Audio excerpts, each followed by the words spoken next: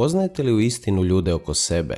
Možda vjerujete da možete prepoznati kada je netko toksičan, kada se energija u prostoru promijeni ili kada nečije ponašanje prijeđe granicu onoga što vam je prihvatljivo. Ali što ako prava opasnost nije tako očita? Što ako najštetniji ljudi u vašem životu nisu oni glasni, agresivni ili otvoreno manipulativni, već oni koji izgledaju brižno, nježno, čak i pouzdano? I dok se branite od onih negativaca koje možete vidjeti, možda nesvjesno dopuštate da u vas uđe nešto puno podmuklije, skriveni dijelovi tuđe psihe koji se polako uvlače u vašu vlastitu. Carl Gustav Jung veliki dio svog života posvetio istraživanju tog nevidljivog područja. U svojim dijelima, poput Ja i nesvjesno, otkriva da većinom onoga što pokreće ljudsko ponašanje upravlja nesvjesno, a ne svjesni um. To ne vrijedi samo za vas, već za svakoga, i upravo tu vreba opasnost. Jer kada netko ne može pogledati vlastitu tamu u oči, ona ne nestaje. Ona traži gdje će se smjestiti, a često to mjesto postane upravo vi. Prije nego što nastavimo dalje, hvala vam što gledate. Ako vam ovaj sadržaj ima smisla, pretplatite se na kanal. Krenimo. Razmislite o tome. Koliko ste puta napustili razgovor osjećajući se potpuno iscrpljeno, kao da vam je netko isisao energiju? Koliko ste puta bili optuženi za nešto što niste učinili ili gurnuti u ulogu koju nikada niste tražili? Žrtvenog junaka, spasitelja tuđeg problema. Jung je taj proces nazvao projekcija, nesvjesni čin prebacivanja onoga što osoba ne može prihvatiti u sebi na nekoga drugog. Od tog trenutka nadalje prestajete biti doživljavani kao stvarna osoba. Umjesto toga postajete platno za njihov unutarnji film. Neprijatelj, spasitelj, prepreka ili rješenje. Ali ni jedna od tih slika zapravo niste vi. Ono najuznemirujuće je to da često ni ne primijetite da se to događa. Mislite da pomažete. Mislite da ste suosjećajni, snažni ili mudri. A zapravo vas polako uvlače u bitke koje nisu vaše.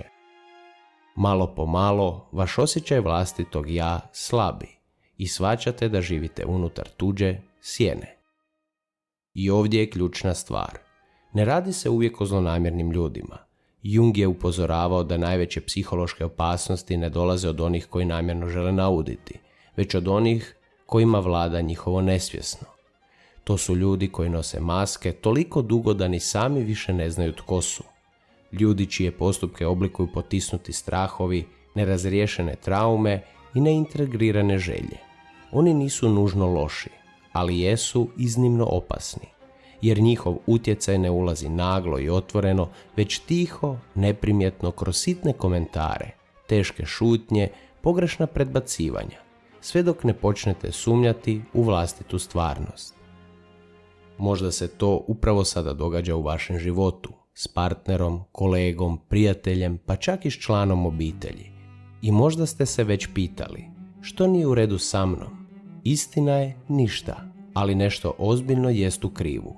Način na koji ste pretvoreni u posudu za tuđi unutarnji kaos. U ovom videu otkrićemo 6 tipova ljudi koje bi Jung opisao kao emocionalno opasne, ne zato što žele nauditi, već zato što njima upravljaju nesvjesne sile koje sami ne mogu obuzdati. Koristit ćemo Jungove uvide iz dijela poput Arhetipovi i Kolektivno nesvjesno, kako bi vam pokazao kako prepoznati te obrasce. Ali još važnije, pozvat ću vas da razmislite o teškoj mogućnosti, da se isti obrasci možda kriju i u vama. Zato udahnite duboko, jer jednom kada vidite ono što ću vam razotkriti, više nikada nećete gledati druge, niti sami sebe na isti način. Ovo je nesvjesni manipulator, osoba koja nosi neizliječene rane, ali ih projicira prema van kao način preživljavanja. Jung je jednom zapisao, ono što ne osvijestimo vraća nam se u životu kao sudbina, a ta takozvana sudbina često ne dolazi kao slučajna nesreća. Ona se pojavljuje kao prijatelj, partner, kolega ili čak član obitelji. Nesvjesnog manipulatora oblikuju potisnute emocije, neintegrirane traume i nerazriješeni fragmenti njegove unutarnje stvarnosti. Umjesto da se suoči s onim što boli iznutra, on to usmjerava prema vama, pretvarajući vas u platno za vlastite skrivene sukobe. Njegov život stalno je obilježen projekcijom, a iako je projekcija, kako je Jung objasnio, prirodna funkcija psihe, ona postaje razorna kada ostane neispitana. U dijelu Ja i nesvjesno, Jung upozorava da nas projekcija zasljepljuje. Umjesto stvarnosti, počinjemo živjeti u simboličkom zatvoru gdje druge ljude više ne vidimo onakvima kakvi jesu, nego kao odraze onoga što smo sami potisnuli.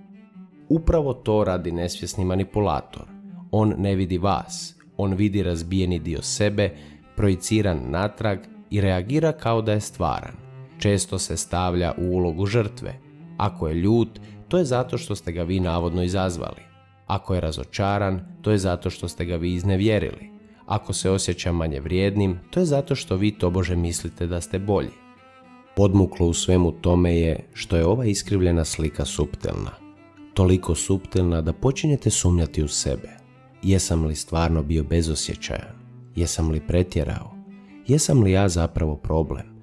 I upravo tako manipulacija počinje djelovati. Bez vike, bez očite kontrole, već kroz neizrečena očekivanja i nevidljive konce. Ono što ovu dinamiku čini još opasnijom jest to da nesvjesni manipulator rijetko djeluje hladno ili grubo na početku. Naprotiv, često su privlačni, osjetljivi, intenzivni, čak i karizmatični. Privuku vas osjećajem da vas trebaju, da ste vi ta jedina osoba koja ih razumije. Ali stvarnost je da, pokušavajući ih spasiti, žrtvujete vlastito psihičko zdravlje. Što se više trudite popraviti ono s čime se oni sami ne žele suočiti, to se dublje zaplićete u njihovu sjenu. Jung je naglašavao da nas projekcija zarobljava u simboličke uloge, junaka, neprijatelja, spasitelja, izdajnika, roditelja. Uloge koje zapravo nisu naše. Kada živite unutar tih uloga, ne doživljavaju vas kao ljudsko biće. Doživljavaju vas kao simbol, kao odjek tuđe nesvjesne drame. Kako se onda zaštititi? Razvijanjem svijesti. Odmaknite se i upitajte, jesu li ovi osjećaji doista moji ili su na mene preneseni? Samo prepoznavanje obrasca prvi je čin obrane, a zatim dolazi hrabrost da prerežete nevidljive konce koji vas vežu za tuđu, nerazriješenu priču. Jer nesvjesni manipulator ne ulazi u vaš život nasilno. On se uvlači tiho kroz prostor vaše empatije. A kad jednom prepoznate taj obrazac, pred vama se otvara još suptilnija prijetnja, nositelj persone. Za razliku od nesvjesnog manipulatora koji na vas baca svoje sukobe, nositelj persone zavodi vas svijetom privida, svijetom toliko uvjerljivim da čak i vi sami možete zaboraviti tko ste zapravo. U sljedećem dijelu otkrićemo zašto je Jung personu smatrao jednom od najvećih psiholoških zamki. Jer dok vas nesvjesni manipulator iscrpljuje kroz svoju sjenu, nositelj persone preoblikuje samu stvarnost, skrivajući vlastitu bit iza prividne savršenosti. Jung je personu opisao kao ono što čovjek nije, već ono što i drugi misle da jest. Drugim riječima, persona je maska, umjetni identitet oblikovan kulturom, obitelji i profesijom. Sama po sebi ona nije mana, naprotiv potrebna je. Svi je trebamo. Ona nam omogućuje da funkcioniramo u društvu, da preuzmemo ulogu poput roditelja, prijatelja, učitelja ili vođe. Problem počinje onda kada maska prestane biti alat i postane cijelo lice. Kada se uloga zamijeni za osobu, a sve spontano, ranjivo i živo u nama bude zaključano u nesvjesno. Nositelj persone postaje majstor privida. On zna izgovoriti pravu stvar, ponašati se na pravi način, nasmiješiti se kada se to očekuje i izbjeći sve što bi narušilo površinsku harmoniju. Izvana djeluje uravnoteženo, ugodno, čak i vrijedno divljenja, ali ispod uglađene vanjštine krije se duša koja se guši pod težinom vlastite maske. Što duže traje ta predstava, to je veća udaljenost od pravog sebe. I prije ili kasnije, ta udaljenost traži svoju cijenu. Ako ste ikada bili bliski s takvom osobom, vjerojatno ste to osjetili. Onaj čudan osjećaj da nešto nije u redu, iako ne možete jasno reći što. Razgovori su plitki, emocije djeluju prigušeno, Susreti izgledaju kao da se odvijaju po scenariju, a ne s pravim ljudskim bićem. I upravo tu leži zamka. Nositelj persone ne živi samo tako. On očekuje da se i vi pridružite njegovom kazalištu. Od vas se tiho ili otvoreno traži da se prilagodite, budete ugodni, da nikada ne narušite predstavu. Kada pokažete sirove emocije, sumnju ili ranjivost, oni se povuku, jer vaša autentičnost ugrožava njihovu krhku masku. Jung je upozoravao da je poistovjećivanje sa personom jedna od najvećih prepreka individuaciji, procesu postojanja cjelovitim, integriranja svjesnog i nesvjesnog. Opasnost nastaje kada netko povjeruje u vlastitu sliku, kada se hipnotizira onime što drugi vide. U tom stanju osoba više ne živi za sebe, već za priznanje, za odobravanje, za pljesak. A u tom procesu njihova istinska bit vene iza kulisa. Živjeti uz takvu osobu može imati korozivan učinak. Počinjete sumnjati u vlastite spontane porive, preispitujete svaku riječ, skrivate vlastite osjećaje samo da biste održali iluziju sklada i polako, bez da primijetite, počinjete nositi vlastitu masku. Ono što je nekada bio samo njihov obrambeni mehanizam počinje se širiti i na vas. Persona nije samo umjetna, ona je zarazna. Ali evo najmračnijeg dijela. Potiskivanje ne briše ono što ne želimo vidjeti. Ono ga zakopava. A ono što je zakopano ne ostaje tiho zauvijek. Nakuplja se, fermentira i stvara pritisak u nesvjesnom, sve dok ne provali kao sjena. I upravo je to sljedeća opasnost na koju nas Jung upozorava. Onaj koji odbija suočiti se s vlastitom tamom sve dok ona ne probije masku u destruktivnim i nekontroliranim oblicima. U sljedećem dijelu suočit ćemo se s tim likom, nositeljem potisnute sjene, onim koji izgleda mirno, pristojno i sabrano na površini, a ispod skriva oluju koju više ne može zadržati. Ovo je srž onoga koji nosi potisnutu sjenu, osobe koja se toliko trudi biti svjetlo da tama na kraju preuzme sve. Jung je veliki dio svog rada posvetio ovom fenomenu.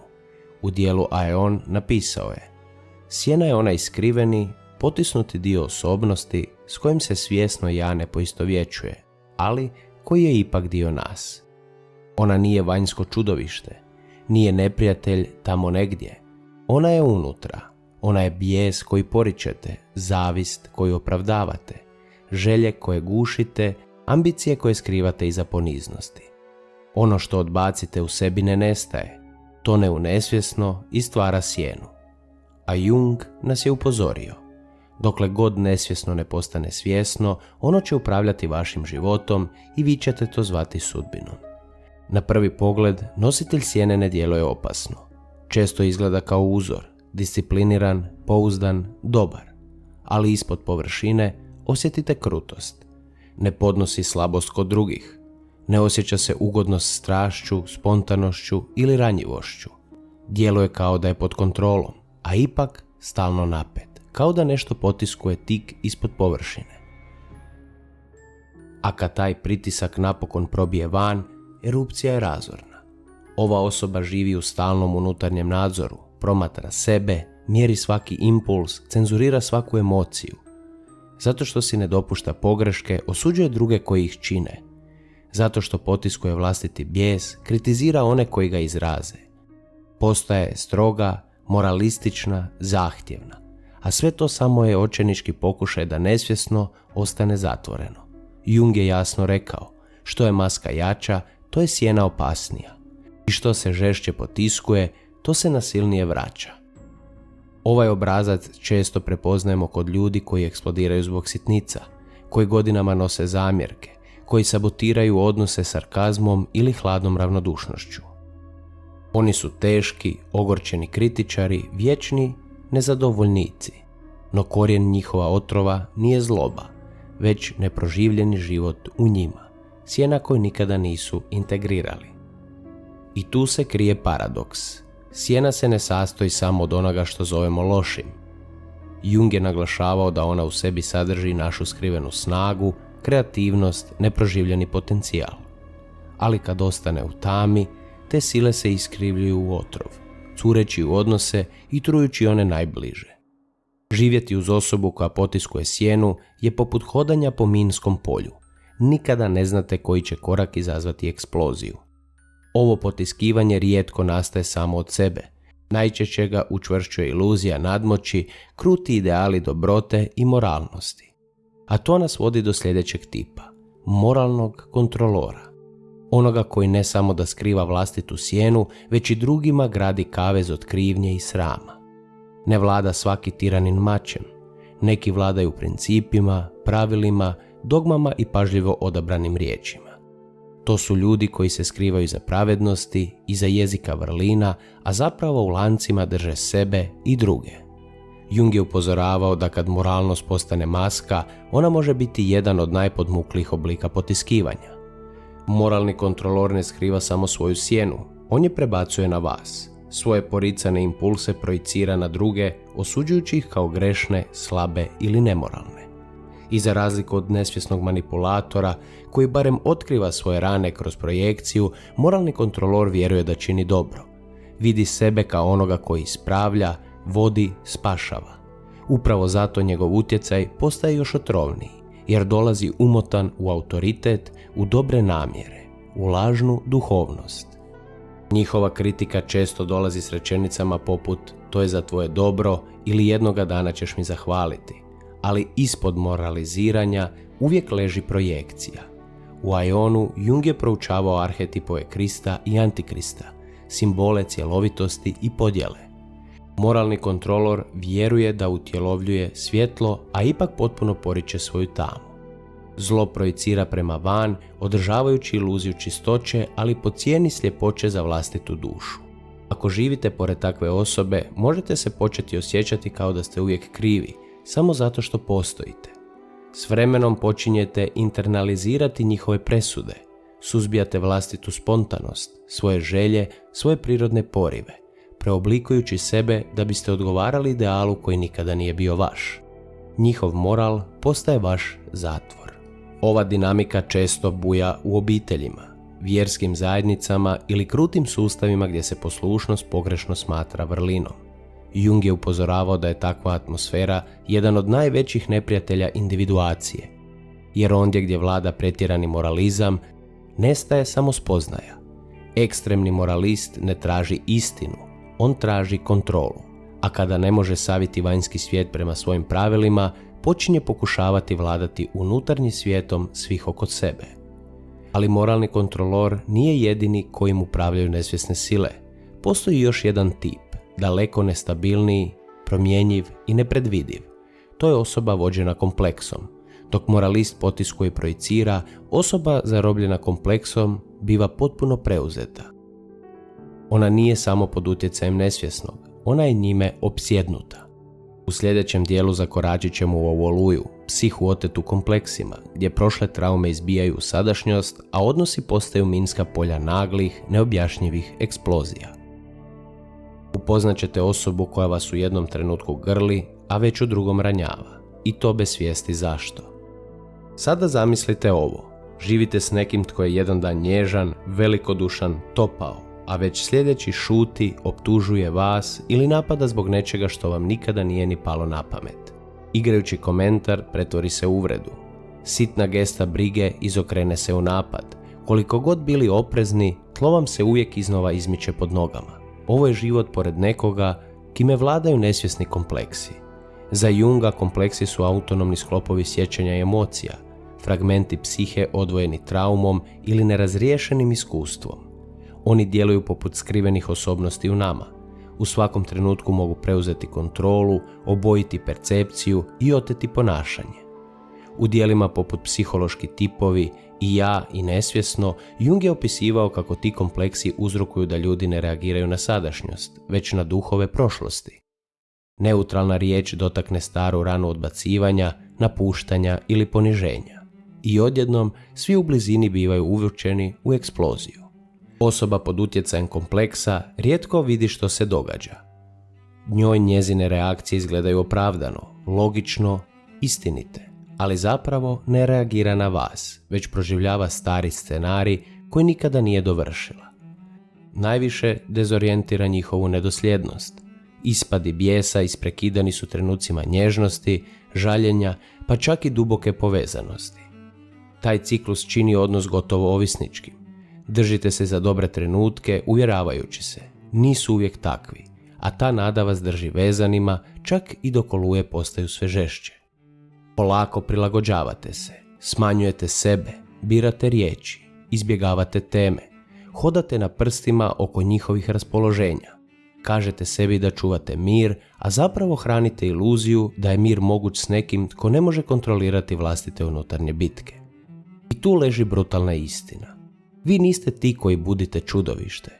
Čudovište je uvijek tu, nemirno, spremno da ga bilo što pokrene, a kada se oslobodi, proždire sve pred sobom. Za Junga, nepriznati kompleksi ne utječu samo na ponašanje.